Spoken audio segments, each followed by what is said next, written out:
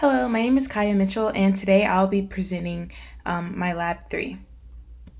The purpose of this lab was to examine, model, and apply the Biot-Stewart's law in order to determine the distance dependent of a magnetic field due to a small bar magnet for both on-axis and off-axis magnetic fields.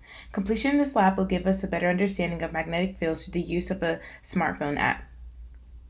The procedure we use to carry out this experiment is as follows. We download the Teslameter app, then calibrate the sensor along true magnetic north.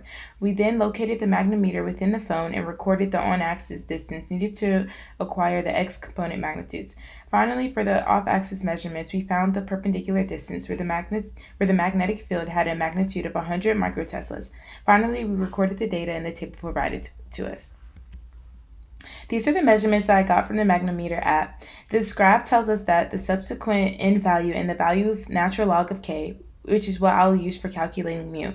The distance dependent came out to be negative 3.1251. The experimental magnetic field at 45 degrees turned out to be 1.62 e to the negative 5 in the x direction, 1.74 e to the negative 5 in the y component, and negative 1.81 to e to the negative 5 for the z component.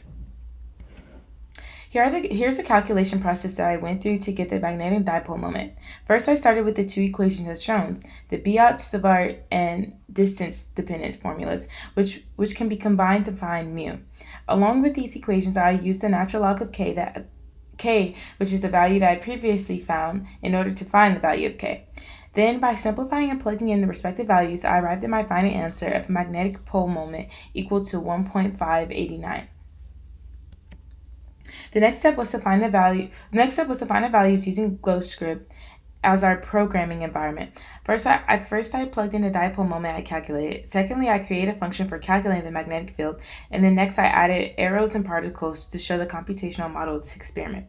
And lastly, I added the necessary values to calculate the d value of the magnetic field.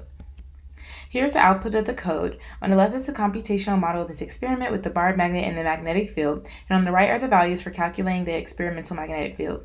The magnitude turned out to be 3.88 e to the negative 5 Tesla, and the computation of magnetic field magnitude turned out to be 2.63 e to the negative 5 Tesla. In conclusion, this experiment, as you can see by the values boxed in red, my d value is decently similar to the computational models. However, my magnetic fields differ slightly. And now on the final questions.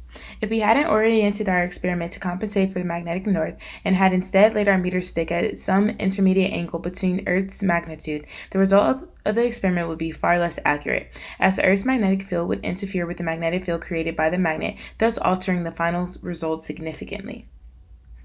And if we were to stick two identical magnets together end to end and run the experiment again, we would expect the magnetic field to increase at observation location, but the direction of the magnetic field would stay the same.